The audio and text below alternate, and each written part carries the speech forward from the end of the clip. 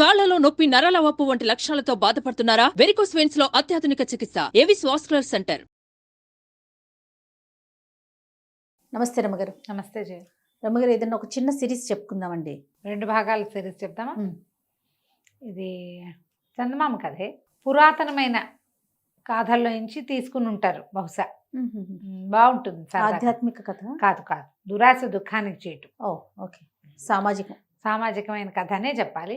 కాకపోతే ఈ కథలో చెప్పిన అంశాలు మాత్రం పురాతన కాలం నాటి. ఓకే. పూర్వం అంట విప్రకూటం అని ఒక గ్రామం ఉండేది. అందులో ఒక పండితుడైన బ్రాహ్మణుడు ఉండేవాడు. ఆయనకు ఒక కూతురు, వీళ్ళ పేరు సావిత్రి, చక్కటిది. ఈయనకి శరభుడు కరభుడు అని 2 శిష్యులు ఉండేవాళ్ళు. చాలామంది శిష్యుల్లో వీళ్ళేం పెద్ద చదువు అంటేది కాదు. ఎలాగైనా తెలివితేటలతో డబ్బు సంపాదించి ధనవంతులు అవ్వాలని ఒక కోరిక ఉండేది పాపం వాళ్ళకి.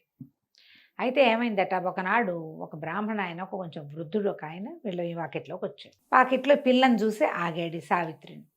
ఆగేసరికి పిల్ల లోపలికి వెళ్ళి వాళ్ళ నాన్నగారికి చెప్పింది, నాన్న ఎవరో వచ్చారు వాకిట్లో నుంచున్నారంటే ఆయన బయటకు వచ్చి ఈయన వృద్ధుడుగా ఉన్న ఆయన్ని చూసి, అయ్యా రండి, ఏ ఊరు, ఈ పూటకు మా ఇంట్లో విశ్రాంతి తీసుకోండి. ఆ రోజులు ఆ కాలం ఎలాంటిది, 100-150 ఏళ్ల క్రితము ఇట్లా దారిపోయే వాళ్ళని కూడా పిలిచేవాడు, అతిథి అభ్యాగతి అనేవాళ్ళు. ఓకే. అతిథి అభ్యాగతులకి భోజనం పెట్టడం. ఈ పూట మా ఇంట్లో భోజనం చేయండి, ఎక్కడి నుంచి బయలుదేరారు, ఏమిటి అని కనుక్కున్నాడు. కనుక్కుంటే ఆయన పేరు కామగ్రీవుడు, వచ్చిన ఆయన పేరు. అయితే ఆయన, నేను కాశీ నుంచి వస్తున్నాను, స్వగ్రామం వైపు వెళ్తున్నానని చెప్పి, సరే ఆ పూట వాళ్ళ ఇంట్లో స్నానం చేసి భోజనాన్ని కూర్చొని చక్కగా శుభ్రంగా భోజనం చేశాక, ఆ చిన్నపిల్ల 10 ఏళ్ళు ఉన్నాయి ఆ సావిత్రికి, కూర నార అందించింది వంట చేసేటప్పుడు. వాళ్ళ అమ్మ భోజనం చేసేటప్పుడు నెయ్యి పెరుగు పట్టుకొచ్చింది. పిల్ల అటు ఇటు తిరుగుతుంటే చూస్తున్నాడు ఆయన. సరే ఏమైంది, భోజనం అయ్యి విశ్రాంతిగా తమలపాకులు వేసుకోవడానికి వాకిట్లో కూర్చున్నప్పుడు, మీతో ఒక విషయం రహస్యంగా మాట్లాడాలి, ఒక పక్కకి రండి అన్నాడు. ఆ ఇంటి ఆయన, ఆ పిల్ల సావిత్రి వాళ్ళ తండ్రి ఆ పండితుడు వచ్చి శిష్యులను పంపించేసి ఈ కామగ్రీవుడి దగ్గర కూర్చున్నారు. కూర్చుంటే కానీ వీళ్ళిద్దరూ, ఒక శరభుడు కరభుడు, ఏమిటి ఎవ్వరూ ఎప్పుడు రహస్యాలు మాట్లాడరే మన గురువుగారితోటి, ఏనాడు జరగదు. ఏమిటో ఆ రహస్యం విందామని గుమ్మం పక్కనే పొంచి కూర్చున్నారు. మిగిలిన శిష్యులంతా పోయారు, వీళ్ళిద్దరు మాత్రం నుంచున్నారు. ఈ కామగ్రీవుడు చెప్పాడు, అయ్యా మీ అమ్మాయిని నాకు ఇచ్చి పెళ్లి చేయండి, నేను వృద్ధుండని ఏమీ శంకించకండి, నేను అవివాహితుడినే, నేను వృద్ధుండని బాధపడద్దు, ఆలోచించద్దు.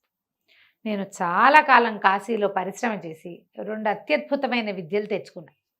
ఒకటి పరకాయ ప్రవేశము, రెండోది ఇంద్రజాలము. నాకు అక్కడ కాశీలో గంగా స్నానం చేస్తున్నప్పుడు గంగలో పడిపోయాను, మెట్టు తగిలి పన్ను విరిగిపోయింది. విరగటం వల్ల నేను మంత్రం, అది నాకు పారదు, ఆ మంత్రాన్ని నేను ఎవరికైనా ఇవ్వగలను, ఎవరికో ఇవ్వటం నాకు ఇష్టం లేదు. మీ అమ్మాయిని నాకు ఇచ్చి పెళ్లి చేయండి, నాకు సంతానం కలిగితే పిల్లాడికి ఒడుగు చేసి మంత్రం ఇవ్వదలుచుకున్నా, నాకు పురుష సంతానం అవకాశం ఉంది నా జాతకంలో అని అడిగితే వాళ్ళు ఒప్పుకోలే.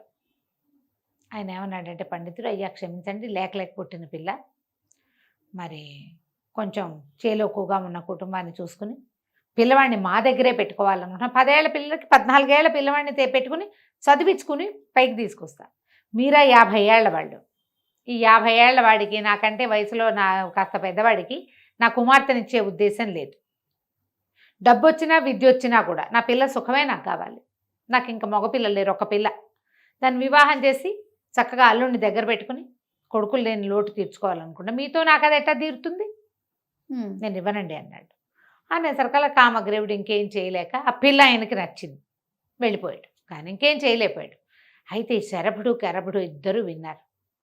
పిల్ల నుంచి పెళ్లి చేయకపోతే పీడాపోయి, ఈ ఇంద్రజాల విద్య, పరకాయ ప్రవేశ విద్య మనకెక్కడి నుంచి వస్తాయి, అవి చెప్పగలిగే వాళ్ళు లేరు, వాటితో ఎంత డబ్బైనా సంపాదించుకోవచ్చు అని చెప్పి గురువుగారికి టాటా బై బై చెప్పేసి, ఇక విద్యాభ్యాసం లేదు, ఏమీ లేదు, ఈ ముసలాయన వెనకాల తిరిగి అవి కనుక సంపాదిస్తే చక్కగా సంపాదించుకోవచ్చు, బాగా సెటిల్ అవ్వచ్చు అని భావించి ఆయన వెనకాల పడి వెళ్ళారు. ఆ కామగ్రీవుడి వెనకాల ఆయన ఊరు దాటే సమయానికి ఆయన్ని కలుసుకున్నారు. ఆయన ముసలాయన నిదానంగా నడుచుకుంటూ పోతాడు. 50 దాటిన ఆయన, వీళ్ళేమిది 20లో ఉన్నవాళ్ళు. ఆగమేఘాల మీద పట్టుకున్నారు. అయ్యో మీకు ఎంత కష్టం వచ్చిందండి అన్నారు. మీరు వెళ్ళిపోయాక మా గురువుగారు గురువమ్మగారు పోట్లాడుకున్నారు, గురువుగారికి ఇష్టం లేదు కానీ గురువమ్మగారికి అయ్యో మంచి సంబంధం పోగొట్టారని గోల పెట్టింది, మీరేమో వచ్చేసారు కదా, సరే మాకు కూడా బాధేసిందండి, మీలాంటి అత్యద్భుతమైన వ్యక్తికి పిల్లనివ్వకపోవటం ఏంటి మా గురువుగారు, అదే మాకు కాస్తలో తప్పిపోయిన బావగారు మేము మీతో పాటే ఉంటాం, మీకు ఏదైనా పిల్లని చూసి పెళ్లి చేస్తామండి, మమ్మల్ని మీతో ఉంచుకోండి అన్నారు. అనేసరికి సరేనన్నాడు. రకరకాల ఊళ్ళల్లో తిరిగారు. ఏ ఊళ్ళో అయినా ఆయన ఎవరి పిల్లలనైనా చూసి పిల్లని చేసుకుందాం అనుకున్నప్పుడు వీళ్ళు సరే సరే అని ఆయన ఎంకరేజ్ చేస్తూనే అటు వాళ్ళ దగ్గరికి వెళ్ళి ఈయన బతకడండి, వద్దండి, అలా విద్యలు కాసిపడి పిల్లల్ని పాడు చేసుకోకండి అని పెళ్లి చెడగొట్టేసేవారు. ఒక 7-6 సంవత్సరాలు పట్టింది ఇట్లా. ఆయన దగ్గర డబ్బు ఉంది, వీళ్ళకి భోజనానికి ఇబ్బంది లేదు, ఏ ఊరు వెళ్ళినా భోజనం గడిచిపోతుంది, వీళ్ళకి ఆ విద్య కావాలి, ఇంకొక 6-7 ఏళ్ళు పట్టినా పర్వాలేదు. చివరికి ఏమైంది, ఆయనకి పెద్ద జబ్బు చేసింది ఒకసారి. ఒరే నాయన నేను చచ్చిపోతానురా, మరి నా విద్యలు ఇట్టగే పోయేలాగా ఉన్నాయి అని ఏడ్చాడు. ఏడిస్తే వీళ్ళన్నారు ఎందుకండి పోతాయి, వాడుకోటి నాకోటి ఇవ్వండి, 7 ఏళ్ళుగా మిమ్మల్ని అంటి పెట్టుకుని ఉన్నాం మేము, అడిగి వివాహం చేయడానికి ఎంత ప్రయత్నం చేశాం, అదేమో కుదరలేదు, మరి మీరు ఆ పని చేయండి అంటే సరేనని ఏం చేశాడు, చేరుకో విద్య ఇచ్చాడు. ఆ ఉపదేశం అది ఎట్లా, ఒకసారి ఉపదేశం చేశామంటే ఇక మనకుండదు, విద్య ఇవ్వటమే, ఇచ్చేయటం. మామూలు విద్యలు స్పెషల్ కదా, అదేలేండి, స్పెషల్ అవ్వటం వల్ల మళ్ళీ ఆ విద్య వాళ్ళకు కూడా ఉండాలి అంటే చాలా సాధన కావాలి దానికి. ఈ కామగ్రీవుడు తెచ్చుకున్న చోట ఎక్కడి నుంచి తెచ్చాడో ఆ గురువు ఏదో మహామాంత్రికుడు, ఇతనికి ఇచ్చిన వాళ్ళకి పోలా, ఈయనకి అంత లేదు, ఈయన 7 ఏళ్ళుగా ఏమైంది ఉపాసన ఏం లేదు, విద్యలు ఉన్నాయని తిరుగుతున్నాడు, ఆ విద్య తనకు కూడా ఉంచుకునే ప్రయత్నం ఆయన చేయలే, అది ఎట్లాగో శిష్యులకి చెప్పలేకపోయాడు. చేరుకో విద్య తీసుకున్నారు. అక్కడి నుంచి ఇద్దరు కలిసి బయలుదేరి ఏదో ఒక రాజును ఆశ్రయించి ఇది చేయాలనుకున్నారు. ఒక ఊరు వెళ్ళేసరికల్లా ఏమైంది, రాజుగారికి జబ్బు చేసిందని చెప్పారు. చెప్పంగానే ఇందులో ఏంటి, కరపుడు శరభుడు కదా, శరభుడికేమో ఈ విద్య వచ్చింది, పరకాయ ప్రవేశం, కరభుడికేమో ఇంద్రజాలం వచ్చింది, శరభ కరభ. ఈ శరభుడు కరభుడు కనిపించింది, అయ్యి బాబోయ్ ఇప్పుడు ఆ రాజుగారు కనుక చచ్చిపోయాడంటే వీడెళ్ళి బడబ శరీరంలో దూరిపోతాడు, రాజు అయిపోతాడేమో, వాళ్ళల్లో వాళ్ళకి అలా అనిపిస్తుంది. రాజు అయిపోవచ్చు, అవకాశం ఉంది, రాజు అయిపోయేందుకు అవకాశం ఉంది. కానీ ఏమైంది, ఇంతలో జబ్బు తగ్గిపోయింది అన్నారు రాజుకి. వాడికి వచ్చేస్తుందని వీడేడ్చాడు, ఇప్పుడు వీడికి వచ్చిందని వాడు ఏడుస్తాడనమాట. అక్కడి నుంచి రాజుగారు అనారోగ్యం తగ్గగానే రాజుగారి కొంచెం ఆహ్లాదాన్ని కలిగించాలి కదా, ఆయన ఓపిక లేదు, మంచాన్ని పడి ఉన్నాడు, జ్వరం తగ్గింది, ప్రాణాపాయం తప్పింది. కానీ ఈ కరపుడు అక్కడికి వెళ్ళి చక్కగా తన విద్యలన్నీ ప్రదర్శించి ఇంద్రజాలం రాజుగారి దగ్గర నుంచి ఎన్ని బహుమతులో తీసుకున్నాడు. రాజు కొద్ది రోజులు నా దగ్గరే ఉండమనగానే రెండో వాడికి ఒళ్ళు మండిపోయింది, ఈ పరకాయ ప్రవేశం వాడికి. సరే నేను ఇక్కడే ఉండి ఏం చేస్తాను, బహుమతులన్నీ వాడు తెచ్చుకుంటుంటే వాడు హాయిగా ఉంటాడు అని చెప్పి స్నేహితుడి మీద కుళ్ళుతోటి వేరే రాజ్యానికి వెళ్ళిపోయాడు. ఎన్నాళ్ళో ఈ ఇంద్రజాలం వాడు ఈ రాజుగారి దగ్గర ఉండి కొంతకాలం అయిన తర్వాత ఇంక ఈ ఊళ్ళో అలవాటు అయిపోయింది, కొత్త కొత్త విద్యలు రావు, ఏవో కొన్ని రకాలే చేయగలుగుతారు. సరే తను కూడా బయలుదేరి వెళ్ళాడు. ఈ మొదట వెళ్ళిన పరకాయ ప్రవేశ విద్య వాడు ఉన్నాడు కదా, వాడు ముందుకెళ్ళాక వాడు వెళ్ళిన రోజున రాజు మరణించాడు ఆ రాజ్యంలో. మరణించంగానే ఇతను ఏం చేశాడు, తెలుసుకుని రాజుగారిని తీసుకొస్తారు ఇంకా కాసేపట్లో, పాడిక అవన్నీ కడతారు, కట్లు సవారీ కట్టి తీసుకొస్తారు అని చెప్పి తెలిసే లోపల ఇతను ఏం చేశాడంటే చీతి పేర్చుకుని దాని మీద పడుకుని తన శరీరాన్ని తగలబెట్టేసి ఆత్మతోటి వచ్చి రాజుగారి శరీరంలో పరకాయ ప్రవేశ విద్యతో వచ్చేసాడు. రాజు చచ్చిపోయాడు అనుకున్న రాజు మొత్తం 10 మంది వైద్యులు సర్టిఫై చేశారు, చచ్చిపోయాడు అయిపోయిందని లేచి కూర్చున్నాడు. మరి ఇతను వచ్చేసాడు కదా, లేచి కూర్చునేసరికి వాళ్ళు అందరూ ఆశ్చర్యపోయారు. అది ఎప్పుడు జరిగింది, రాజుగారి మరణం ముందు రోజు సాయంకాలం జరిగింది. మర్నాడు ఉదయానికి ఈయన కదిపే సమయానికి వాళ్ళ ఆచార ప్రకారం రాణిగారి సువాసన చిహ్నాలన్నీ తీయించేశారు. ఆవిడ బోసిగా ఉండిపోయింది. మొదట ఈయన రాణి దగ్గరికి వెళ్ళాల, ఇతను ఏదో ప్రవర్తన విపరీతంగా ఉంది, రాజుకి ఏదో వెకిలి ప్రవర్తన వచ్చింది అనుకున్నాడు. చచ్చి బతికితే హుందాతనం రావాల్సింది పోయి వీడికేంటి వెకిలితనం వచ్చింది ఈ రాజుగారికి అనిపించింది.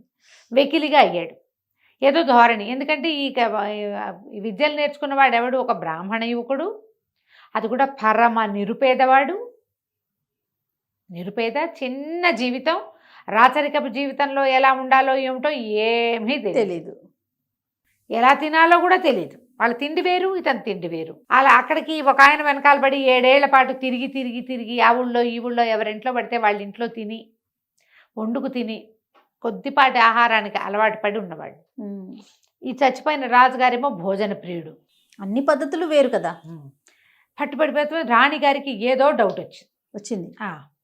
క్రమంగా ఈ రాజు ఏం చేశాడు, రాజు వేషంలో ఉన్నవాడు మిగిలిన వాళ్ళు ఎవరికి నచ్చట్లేదు, కానీ బతికున్న రాజుని ఏం కాదని అంటారు. ఎట్టగొట్ట రాచరికం నడుస్తుండేది. రాణిగారి దగ్గరికి వస్తున్నానని కబురు పెట్టాడు. నెల తిరిగేసరికి ఆవిడ నేను విధవని, వీడెవడో నాకు తెలీదు, నా దగ్గర రావడానికి వీల్లేదు, అంతఃపురంలో అడుగు పెట్టేందుకు కుదరదు అని చెప్పేసి ఆవిడ సువాసన చిహ్నం ఏది ధరించేది కాదు. సరే ఈయనేమనుకున్నాడు, ఈ రాజువేషంలో ఉన్నవాడు, ఉన్న పరకాయ ప్రవేశ విద్యవాడు, పెళ్లి చేసుకుందాం మనం, అది సెటిల్ అయిపోయాం, పెళ్లి చేసుకోవాలి, ఇంకొకరినా ఎవరినో పెళ్లి చేసుకుందాం అనుకున్నాడు. ఒక అమ్మాయిని ఎవరినైనా పెళ్లి చేసుకుందామన్న ఊహ మొదలుపెట్టాడు. మొదలుపెట్టేసరికి ఈ రాజుగారి వ్యవహారాలు అన్నీ చూస్తూ వింత వింతగా చెప్పుకుంటున్నారు. ఈ లోపల అక్కడ ఉన్నాడు కదా ఇంద్రజాలం వాడు అనుకోకుండా ఆ రాజుగారి దగ్గర అన్ని విద్యలు అయిపోయినాయి కాబట్టి తీరి వస్తూ ఈ రాజ్యంలోకి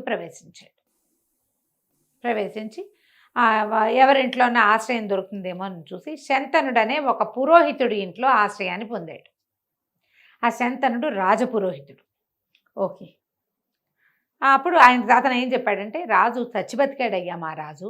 ఓ పూట 2 పూటలు మాట్లాడుకున్నాక మామూలుగా నీదే ఊరు, ఏం విద్య మాట్లాడుకుంటా, తర్వాత ఏమొస్తాయి, మా ఊరు, మా రాజరికం, మా ప్రభుత్వం గురించి మాట్లాడతాంగా. మాట్లాడినప్పుడు చచ్చిబతికాడు. చావకముందు ఆయన చాలా హుందా అయిన మనిషి. రాణిగారు అంటే పంచప్రాణాలు, ఆయన ఏకపత్ని వ్రతులని చెప్పుకునే వాళ్ళము. ఎంతమందో మేనమా కూతుళ్ళు వాళ్ళు పిల్లల్ని ఇస్తాం 2వ భార్యగా అని చెప్పిన ఒప్పుకోలా. మరి బతికిన తర్వాత ఏంటో ఒక వెహిల్తనం వచ్చింది అతనికి. మరి ఇప్పుడు పెళ్లి చేసుకుంటాను అంటున్నాడు, పిల్లని చూడమంటున్నాడు నన్ను అని చెప్పాడు. చెప్పంగానే ఇతని డౌట్ వచ్చింది, వీడు కానీ మన ఫ్రెండ్ ఏమో, రాజుగారి శరీరంలో దూరేశాడు, మరి ఇప్పుడు ఏం చెయ్యాలి అని ఆలోచించి, అన్న ఓ పని చేద్దాం, మన దగ్గర అద్భుతమైన విద్య ఒకటి ఉంది, నువ్వేం చేస్తావంటే ఈ రాజు నిజం రాజు అవునో కాదో నేను కనిపెడతా. నా స్నేహితుడు ఒక పూర్వపరిచేస్తుందని నాకు అనుమానంగా ఉంది. ఎవడో పరకాయ ప్రవేశ విద్యతో రాజు శరీరంలో ప్రవేశపెట్టారు. మరి నువ్వేం చేస్తావంటే రాజుగారికి ఊరికి ఉత్తరంగా ఒక అద్భుతమైన వనం ఉందని, అందులో ఒక మహాసౌందర్యవతి అయిన అమ్మాయి యువతి ఉందని చెప్పు, నేను నా ఇంద్రజాలంతో అది పన్నుతాను అదంతా అంటే. సరే శంతనుడు ఏం చేశాడు, కుర్రాడే అతను కూడా, పెద్దవాడేం కాదు, వీళ్ళిద్దరు దగ్గర వయసు వాళ్ళు. రాజుగారి దగ్గరికి వెళ్ళి, మీకోసం ఒక అమ్మాయిని చూశానండి, ఆవిడ మనకు ఉత్తరంగా దిక్కులో ఉన్నటువంటి ఉద్యానవనంలో ఉందండి, చూద్దురుగాని రండి అనేసరికి ఈయన అప్పుడు పెళ్లి చేసేసుకోవాలని ఉత్సాహం వచ్చేసింది, రాణిగారితో సాగేలాగా లేదు. అందుకని ఇతను బయలుదేరాడు. రాజుగారు ఒక గుర్రం వేసుకుని శంతనుడితో పాటు వెళ్ళాడు. వెళ్తే ఏముంది, ఊరికి ఉత్తరంగా అద్భుతమైన ఉద్యానవనం, అందులో మహాసౌందర్యవతి అయిన ఒక స్త్రీ ఉంది. అది ఎంత ఇంద్రజాల మహత్యం, పాతకాలపు ఇంద్రజాలాలు అట్లాగే ఉండేవన్నీ ఉన్నట్టు చూపిస్తుంది, ఏముండదు అక్కడ. ఈయన వెళ్ళి ఆ అమ్మాయితోటి మాట్లాడాలనుకున్నాడు. ఆవిడ వెనకాల తిరిగాడు. ఎంతలో ఏమైంది, ఏదో చిన్నది కాలికి ఏదో అడ్డం పడి ముందుకు పడ్డాడు. ఆ కనికట్టు అంటారు కదా, కదలికి వచ్చేసరికి పోయింది, ఏమీ లేదు అక్కడ, ఏం కనపడిపోయేసరికి ఇదేమిటి ఏమీ లేదు అని ఉలిక్కిపడ్డాడు. శంతనుడు ఏం చేశాడు, చటుకొని పట్టుకుని రెక్కలు పట్టుకుని, కాదండి మనం చూసొచ్చాం కదా ఉత్తరంలో ఉద్యానవనంలో ఆవిడ్ని, మరి మీకు ఆవిడ చాలా నచ్చింది, మీరు వివాహం చేసుకుంటానన్నారు, మరి మనం ఇంటి దారి పడుతూ ఉండగా మీకేమిటో కొంచెం తల తిరిగిందండి, ఇప్పుడు స్పృహ వచ్చింది, మనం ఇంటికి వెళ్ళే దారిలో ఉన్నామండి అన్నాడు.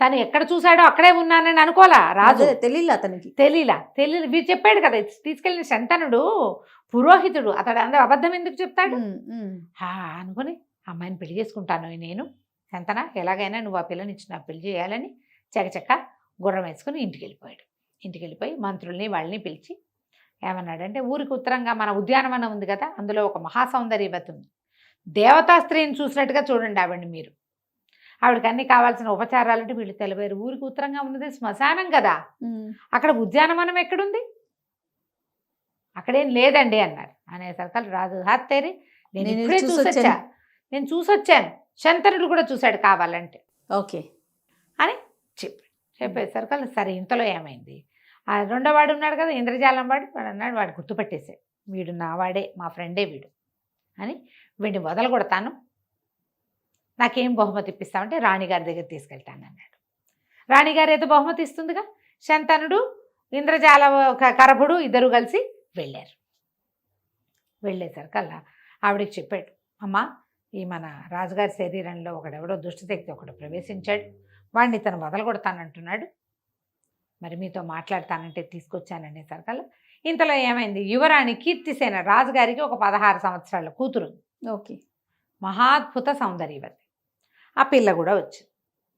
ఈవిడ రాణిగారు చెప్పింది, అయినా నీకేం కావాలంటే అది ఇస్తాను నాయన, ముందు అతన్ని ముందు ఈ వ్యవహారం సంగతి తేల్చు, మరి అమ్మాయికి వివాహం చేసి అల్లుడిని రాజుని చేసుకుందాం.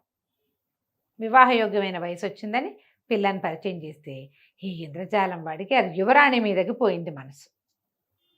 ఎంత బాగుందో, ఈ పిల్లని పెళ్లి చేసుకోవాలనిపించింది ఎలాగైనా సరే. ఇప్పుడు వీడి ఇంద్రజాలం పన్ని ఎట్లా రాకుమార్తెను పెళ్లి చేసుకున్నాడు, ఏ రకంగా రాజు శరీరం నుంచి వాడిని పోగొట్టాడో మనం వచ్చే భాగంలో తెలుసుకుందాం. తప్పకుండా అండి.